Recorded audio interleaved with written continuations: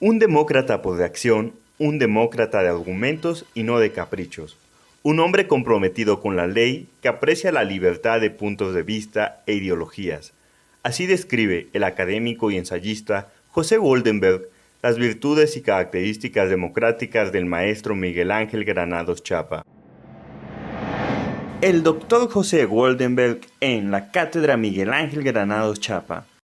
Miguel Ángel Granados Chapa fue uno de los comentaristas políticos más importantes del país durante su época, y que varias de las características de su periodismo destacaron porque se distinguía del periodismo tradicional. Voy a tratar de ilustrar lo que digo. Primero, tenía un conocimiento de la política mexicana y de las personas como quizá nadie.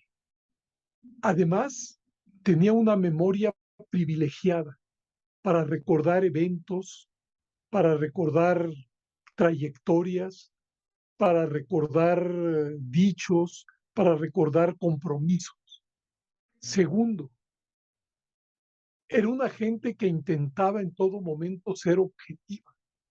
Por supuesto que tenía un lente a través del cual filtraba la realidad mexicana, pero trataba de dar elementos al lector para que comprendiera lo que estaba sucediendo en México. Tercero, su constancia. Escribía todos los días y no se mimetizó con las peores fórmulas del columnismo. Sus columnas seguían siendo serias, informativas y analíticas. Y yo creo que eso fue lo que lo hizo muy grande dentro del periodismo. Pues yo creo que su legado está en varios terrenos. Primero, como maestro. Yo lo conocí en la Facultad de Ciencias Políticas y Sociales. Y aunque no fue mi maestro, porque yo estudié sociología y él daba clases en comunicación, pues no había duda que era uno de los maestros más importantes, más relevantes dentro de la propia facultad. Sé de buena fuente que quienes fueron sus alumnos aprendieron con él pues el oficio del periodismo, las reglas del periodismo, los valores del periodismo, los principios del periodismo. Entonces ahí hay un legado como maestro. También hay un legado de él, creo yo, como consejero ciudadano del Instituto Federal Electoral, que me tocó compartir con él entre 1994 y 1996.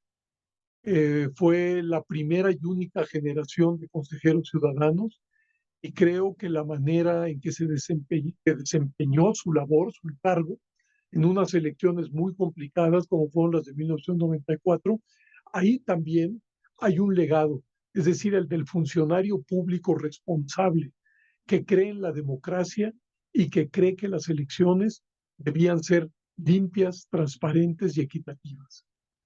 Pero su legado fundamental está en el periodismo, es decir, en su labor diaria, en esa capacidad de observar y analizar, en esa capacidad para destacar lo relevante y dejar a un lado lo secundario, en esa capacidad para sopesar los eventos eh, y extraer de ellos lecciones.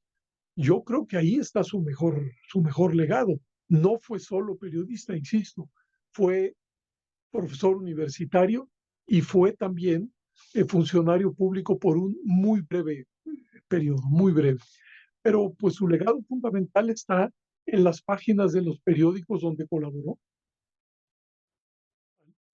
Pues lo recuerdo como una gente muy comprometida, muy trabajadora, conocedora del asunto y sobre todo con un talante que es muy necesario en los órganos colegiados. Es la capacidad de oír y entender al otro y la capacidad de buscar convergencias, es decir, cómo forjar acuerdos. Entonces yo lo recuerdo, sobre todo en ese 1994, pues como una gente dedicada, muy dedicada a que las elecciones de ese año salieran bien. Luego, después de esas elecciones, todavía nos quedamos en el Instituto Federal Electoral casi 2 años. Y ahí el trabajo, la verdad, se relajó algo. Pero creo que, digamos, mi recuerdo más vivo de él es el de esos años, porque fueron años muy intensos y creo también que fueron años muy productivos. Fue siempre un demócrata y su papel, digamos, leyendo sus textos se da uno cuenta, pues, de que él analizaba y quería que en México la diversidad política pudiera convivir y competir. Es decir, entendía que México no podía encuadrarse bajo el manto de una sola ideología, de un solo partido, de una sola voz. Solo puede ser demócrata quien aprecia la diversidad de puntos de vista, ideologías y demás. Y yo creo que Granados Chiapas sabía valorar que parte de la riqueza de México estaba precisamente en su pluralidad. Dos, creo que era un hombre comprometido con la vigencia de la ley, es decir, un hombre que estaba contra los caprichos de la autoridad, un hombre que sabía que la primera línea de defensa del autoritarismo es precisamente el cumplimiento de la ley. Yo creo que esa era una de la segunda característica. La tercera, era un demócrata porque era un hombre de argumentos, no de caprichos, no de fórmulas simplistas. Era demócrata porque sabía que la realidad era compleja y requería de un acercamiento complejo. Y creo también que era demócrata por reacción. Es decir, buena parte de su vida la había realizado bajo un régimen autoritario y sabía que un régimen autoritario lo que hace es coartar libertades, actuar de manera facciosa, es no garantizar los derechos de los ciudadanos y de las otras fuerzas políticas. Entonces creo que también era un demócrata como reacción a lo que él mismo había vivido en el México autoritario, pues que le tocó vivir. Creo que su principal cualidad en el Instituto Federal Electoral fue la de intentar forjar acuerdos en los cuales había que convencer a los representantes de los partidos, del legislativo, al propio secretario de Gobernación, atender lo que los partidos, los representantes del legislativo y del secretario de Gobernación planteaban y buscar en todo momento forjar mayorías muy sólidas dentro del Consejo General Electoral. Es decir, fue un hombre conciliador, además de conocedor de la ley electoral. Bueno, yo creo que precisamente en la ley es de donde se desprende la imparcialidad o no. Es decir, quienes hemos sido funcionarios públicos, no podemos actuar a capricho. Hay un viejo apotegma que creo que Granados Chapa lo encarnaba perfectamente bien, y es: el ciudadano puede hacer todo lo que quiera que no esté prohibido por la ley. El funcionario público solamente puede ser aquello para lo cual lo habilita la ley. Y eso es lo que intentamos hacer en aquel consejo. Destacadamente, Miguel Ángel Granados Chapa conocía su responsabilidad.